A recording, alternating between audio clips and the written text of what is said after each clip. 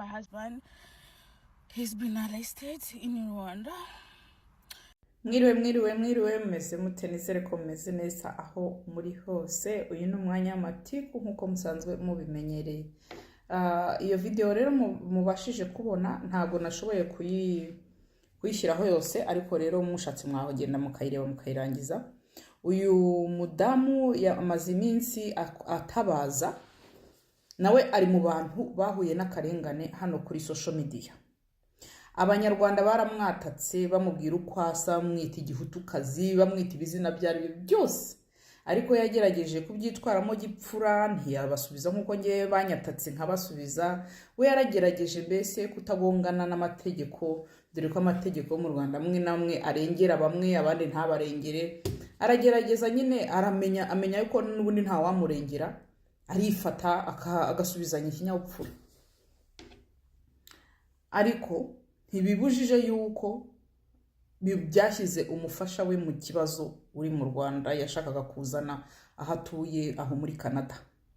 Ujya kureba iyo video neza urasobanukirwa icyo yavugaga. Niba mbabwira nti mu Rwanda hari akarengane gateye ubwoba, aho umuntu azira undi, akazira ibyo atazi, mbese birakabije.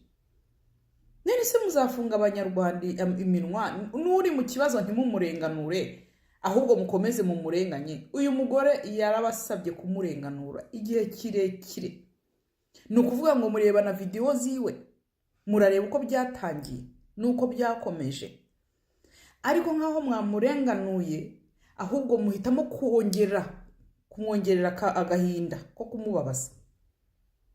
Leta ni bwoko ki ko ari leta ya shitani, niko nabyita. Umuntu azajya azira n'ibyo atakoze azira undi. Nese ubwo umugabo we yaba yazize iki? Uyu mugore wese warazira iki? Ko abamwataka ko mutabakurikirana ngo mubakurikirane ngo byibura tubone hari abanyarwanda mwahannye mubaziza kurenganya abandi ku social media. Abanyarwanda benshi bazira akarengane hano. Hari abantu benshi b'abanyarwanda badakora social media ngo bagaragare kubera ko babatinya yuko ibyo byana byanyu mutareze neza biza kubabwira ibintu by'amoko, bibabwira ngo dore uko usanga ngo dore ibyo bizuru byawe niki. Abo baza gutesha abandi umutwe ku social media ntimubakurikirana. Ariko victim uwarenganyijwe niwe mukomeza ahubwo mukarenganya nkaho mwamurenganuye, mukamugira umunyabyaha, mukamugira umunyacyaha, mukamugerekaho ibyaha n'ibyaha. None se umuntu azajya abwirwa ngo wagihutukazi we dore uko gisa wakikiyo, ntasubize aceceke? Ariko si leta ni bwoko ki? Iyi leta ni gatiki. Leta izajya idatanga ubutabera kuri buri munyarwanda wese. Leta umunyarwanda wese atakwibonamo. Ni leta ki?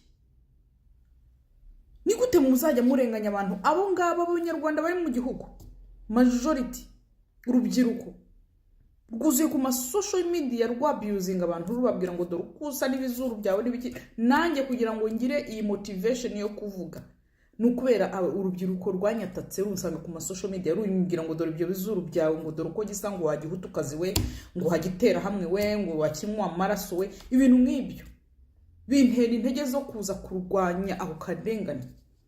Ariko iyo leta nkaho yarebye ikavuga ati reka duhagurukire iki kibazo cy'abanyarwanda bavogerera abandi, babuza abandi uburenganzira, nkaho mwabigiyemo mukabyinjiramo mugatanga ubutabera kuri buri munyarwanda wese, ahubwo muraza wa wundi warenganyijwe mukaba ari we mwongera mukarenganya.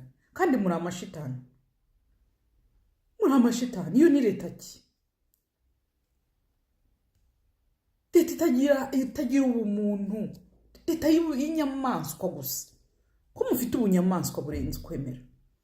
Uriya mugore yarihanganye, baramwendereje, baramutuka, bamubwira uburyo ari igitera hamwe, bamubwira ibintu byose bishoboka, arihangana akajya basubiza neza n'ikinyabupfura cyinshi.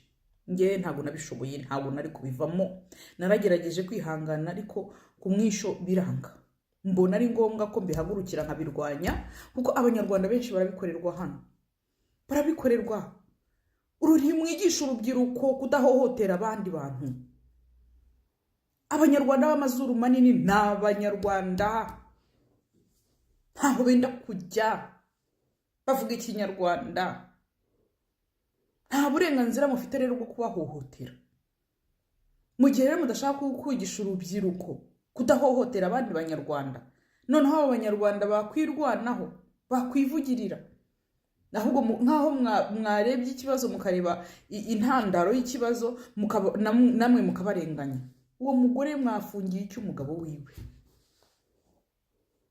Umugabo we mwamufungiye iki? Muramuziza iki?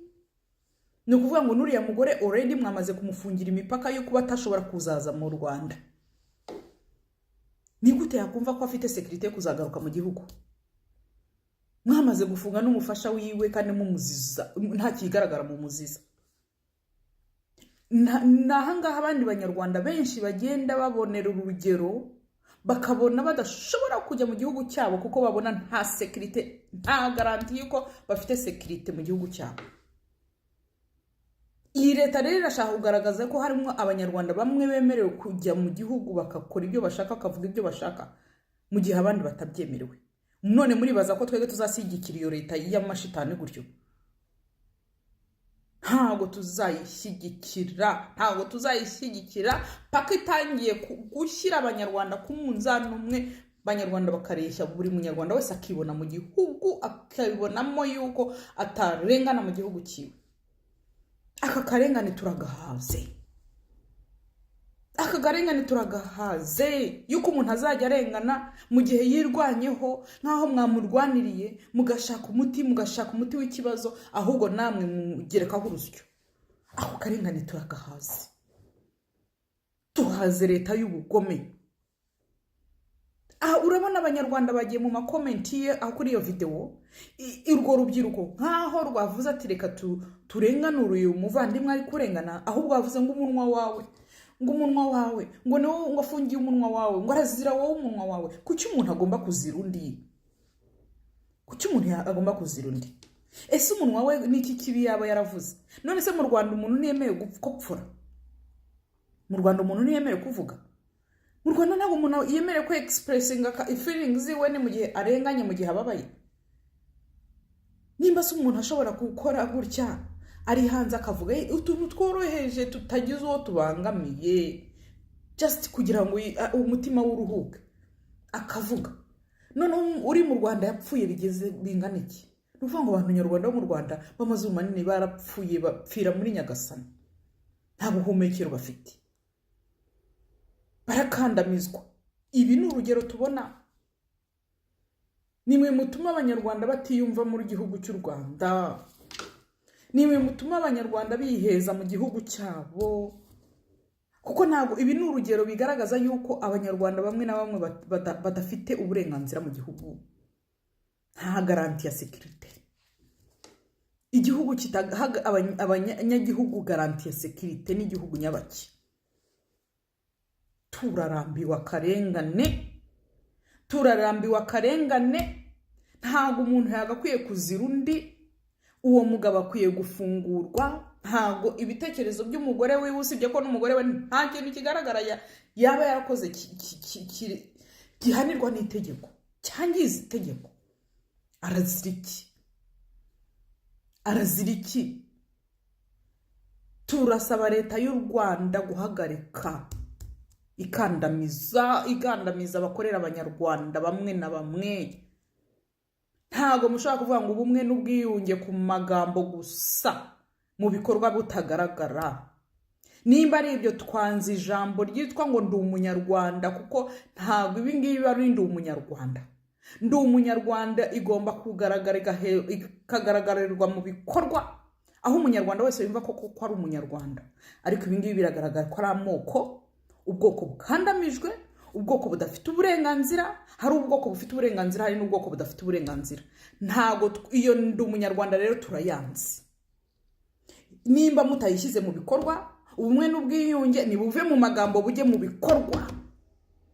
Turambiwe akarengane, turashaka ubutabera kuri buri nyarwanda wese kwibona mu gihugu cyiwe turara